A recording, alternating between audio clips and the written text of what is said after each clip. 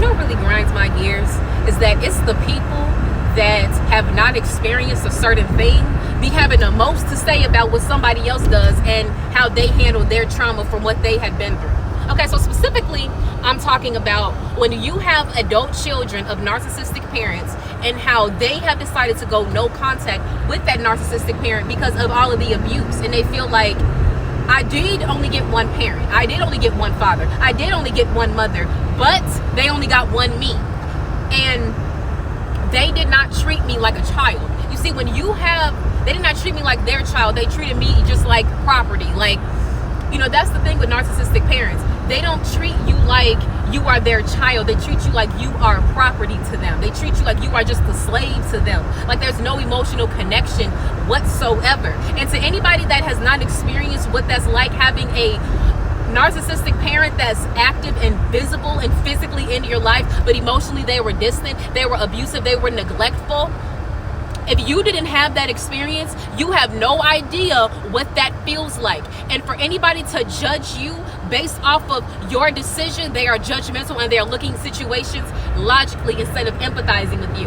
And it be the people that don't even be having daddies, never had a daddy a day in their life. They be looking at girls or that be having daddies that are abusive and they decided to go no contact, and they want to look and be like, well, how could you do that? Because that's your dad. Let me tell you what they're thinking. They're thinking in their head, well, I didn't have a daddy and you got one, so you better be grateful for having one. Regardless of how abusive he is, at least you have one, because I didn't have one and I wish that I had that. Baby, sometimes you got to understand that everybody's story is different. Their story was that they didn't have a father in their life. Your story was that you had one, but he was abusive, and you realized, yes, I could have a father, but I'd rather have a better father. I'd rather have a loving father, a father that loves me unconditionally, not a father that didn't even want me. And the same could go for like mothers too, because it be those people that be so judgmental on what everybody else decides to do, on how they handle toxic family members and toxic parents, especially toxic parents, and they be so judgmental on how other people handle their situation because they cannot empathize with you.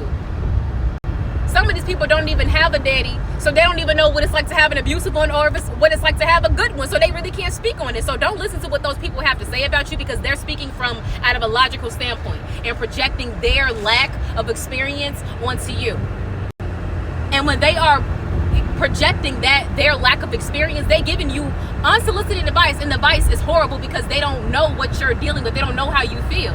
So you got to go with your own advice. You got to go with people that understand what you have been through and understand your feelings. Tell these people to get out your face, bro.